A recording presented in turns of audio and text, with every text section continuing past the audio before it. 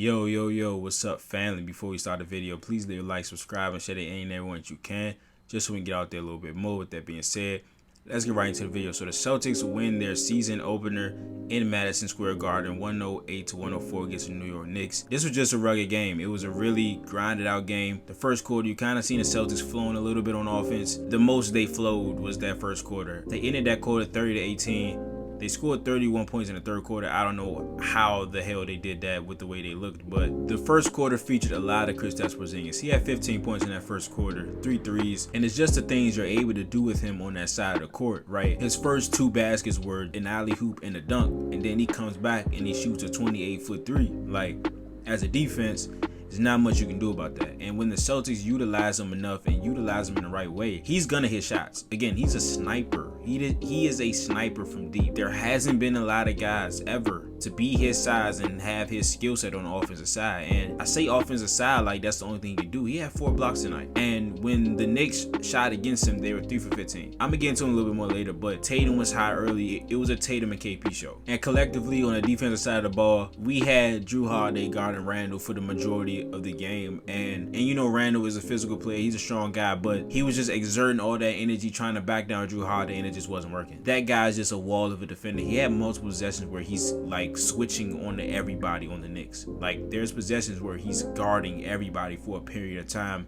in one possession. It's just crazy to see, and I'm glad to have him on our team. And in that second quarter, it was just the offense just went straight downhill. The flow, the ball movement, there was none of it in the second quarter, and it was just hard to, you know, not watch, because, you know, they're still exciting, they're still playing great defense, they're everywhere. You know, Randall was inefficient, RJ was inefficient, Jaylen was inefficient. The only one that really did something tonight was IQ and Hartenstein, but quickly had like 24 and 7 for 11. So it was just, he was the one that was really getting to his spots. Well, quite frankly, just being efficient. You know what I'm saying? So, but at halftime, the Celtics were up 51-46. They were shooting good from the field in the first half. They hit about 8 threes, but it wasn't a high percentage. The Knicks were shooting horrible from the field in the first half. I think they were 17 for 50. But what kept them in the game the entire game was that 3-point shot. They were 7 for 17 in the first half, which is like 41%. And that just kept them close along with their defense. Now, in the third quarter, Tatum was the only reason we were even close in that third quarter. Because, again, the ball movement and there was no flow of the offense. There was no system at all. Guys were just playing hero ball. And the best guy suited to play that role is Jason Tatum. And we're lucky he came out to be a superstar in this night, because without that third quarter, we probably would have scored like 10 points. Even though the defense, like, this defense was swarming. Guys were everywhere. They were getting deflections. They were getting blocks. I was just and look, it's the first game, right? It's the first game. I don't expect them to have their whole system down in one game with Jrue Holiday that's new, Porzingis that's new, right? I'm not expecting that. I just expect it to be better. You need to win these mucked up games, right? Like last year, the barometer for the Celtics to win the game was threes. There was a significant difference in wins and losses by 3-point percentage last year for the Celtics, right? And when you're able to win these games when you don't shoot great, you know, you give up offensive rebounds. I think the Knicks shot 20 more shots than the Celtics in this game. That just means they were locked in defensively for multiple possessions at a time and for the entire game. And when you do that, you still have a chance to win, because defense travels. You're not always going to make 23s. You're not always going to hit 40% of your threes. But the thing that you can control is how you play defense. Yeah, teams are going to shoot better than what the Knicks shot tonight on those tough shots that you play good defense on, but it will travel. I promise you, defense travels. And we seen this when we went to the finals with Ime first year. The identity of that team was defense. The drawback on that is we couldn't really score either. You got to take the good with the bad. But I think there's a higher ceiling in being a higher seeded defensive team. And my most watched video I dropped by like a week ago is about the Celtics bench. Not telling people that they have a good bench. I was just detailing who they have on that bench and what role they can play and what skill set that they have in the event that they are called to the floor. And nobody came up except for Al.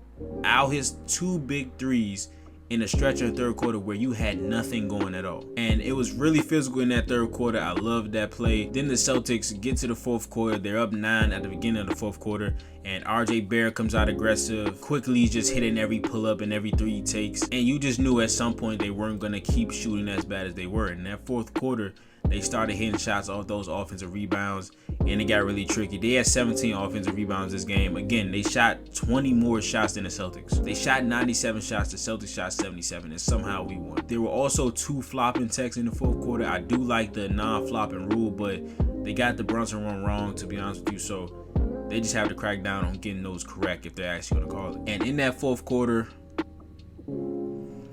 that had to be the worst 40 seconds of Jaylen Brown's basketball career consecutively, bro. Like, okay, first you got 2 turnovers back to back. I'm not cool with it. I'm not happy about it. I'd rather it not happen, but everybody turns it over.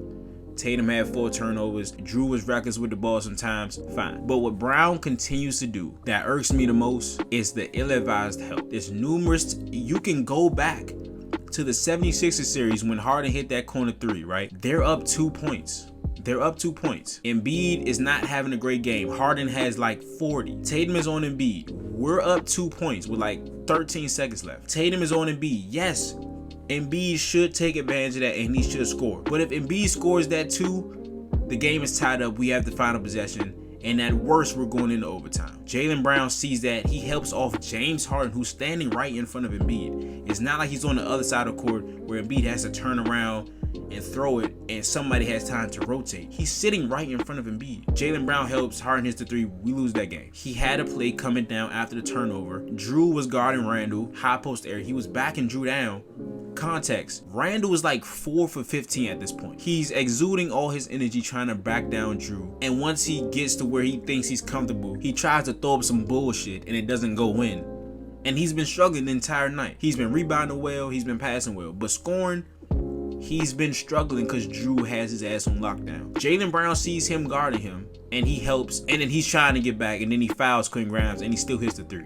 It was brutal. It was horrible, bro. And I thought the game was over at that point because I thought the momentum, the garden was stupid loud and shit, and I just thought it was over. But Celtics overcome it. They get Kristaps Porzingis back going in the fourth quarter. He didn't score the second or third quarters, but 15 in the first, 15 in the fourth. I'm cool with that. He also went 6 for 6 from free throws in that fourth quarter. Tatum went 4 for 5, and Pritchard had some very clutch free throws. He went 2 for 2 on that trip that we really needed 2 from. And so the Celtics win by 4 points in Madison Square Garden. Now I'm just go to the players, right? Tatum, I really liked his approach today. Like, he gets the rebounds and he goes straight to the post. You spend these last couple of years adding muscle, adding strength. Your jump shot efficiency goes down and you're not really using the strength that you added on. Tonight, you saw him grabbing the rebounds and go straight to the post. I love what Sam Cassell was doing with Tatum. He's imploring Tatum and trying to establish him to be more aggressive in the post, because when he gets there on a smaller guy, he's backing down and he's drop stepping him and he's turning around and he's shooting the ball. And he's either going to make it or he's going to get fouled. Either one or two. And then if you double team him, that's where you have a guy like Porzingis who's a sniper. You have White, you have Drew, you have Al, you have Jaylen, who of course we'll talk about. But I just loved his approach. He also had 11 rebounds. That shot looks okay. The shot looks good. He usually starts off the season slow as far as shooting, but if he can get off to a fast start, this could be the start of an MVP type season. And Kristaps, I've already talked about him a little bit, but it's just, I'm the biggest Rob fan in this world. Trust me when I say that to you. But it's just so refreshing to have a big who can do both, who can pick and roll and who can pick and pop. And not no regular pick and pop, not no top of the key mid-range, top of the key 3. I mean, he hit some clutch 3s from about 28 feet. And it's just like, damn, like he really got, like he didn't hesitate. He shot it right off the catch, off the jump. And it's like, damn, he really got that. So it's just nice to have a big that can do that and that can create off the dribble a little bit.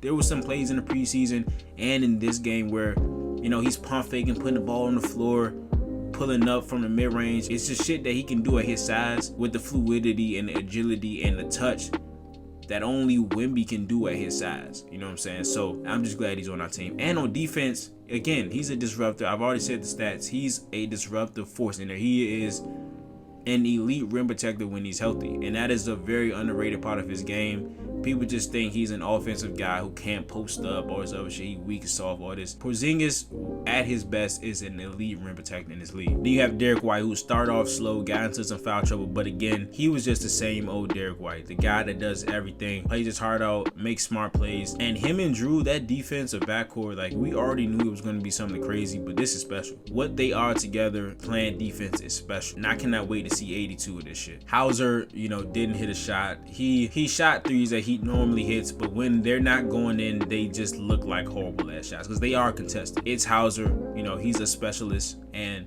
they take those type of shots. I wasn't going to be surprised if we saw Svi in that game, because of course Joe needed some shooting. That's why he had Hauser in the game, and I think Svi is going to hit at a more regular rate than Hauser, but you do lose a little bit of defense with Svi out there rather than Hauser. Hauser was grabbing some rebounds, you know what I'm saying, so he was doing something at least, but you know, that bench was, I think he has to look to some other guy. It is game one, but I think he might have to try to find something with Walsh, with Stevens, with Kata, you know what I'm saying, just to see what he has in that bench other than Hauser and Pritchard. And lastly, Jaylen Brown.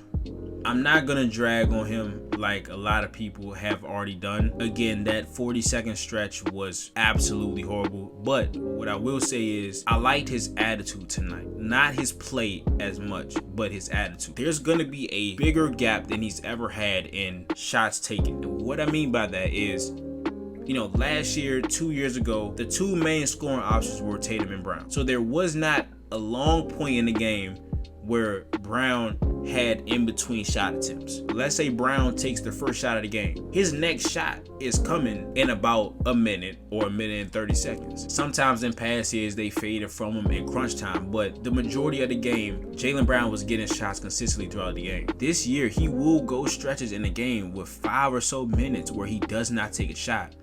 And he has to be okay with that, and he still has to be effective. He's the guy that's going to sacrifice the most out of this team. He's the guy that's not going to average 27 points again. But he can be more impactful. There were plays where Jaylen's locking up. He's getting steals. He's getting the runouts. And it's just the other plays where the ill-advised help, it's just not clicking for him. But he's going to have to be cool with, you know, some nights, there are going to be larger gaps than he's ever had in shot attempts taken in the games. And he has to be cool with making an impact without forcing up a shot. And I hate when he realizes he hasn't gotten the ball in like 3 possessions and he just takes the possession over. And like he gets tunnel vision and he just has to shoot it. We're trying to win a fucking championship, dude. Can't do that. So I need him to keep the positive attitude even when he's not getting shot attempts. And I feel like he did a good job of that tonight. Again, he had those stretches where he made some dumbass plays, but I think his attitude, he never turned off from the game because he wasn't getting shots. And I think that's important for Jaylen Brown this season. But if you enjoyed the video, please leave a like, subscribe, and share it anywhere you can, just so we can get out there a little bit more. And I will be back for the next post game. I might do some vids in between, but for right now, I'll see you guys in the next post game. It's Nick. Peace.